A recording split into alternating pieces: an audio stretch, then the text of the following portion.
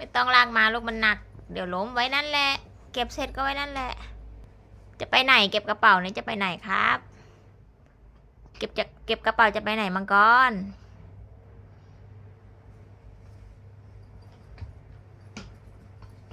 โอ้เห็นไหมเดี๋ยวล้ม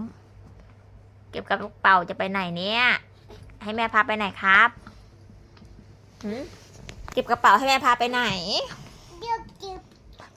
ไปเก็บข้างบนใช่ไหมใช่ปะอ๋อบันลกก็เลยเก็บให้วื้อๆนะครับเดี๋ยวไปเก็บให้ครับ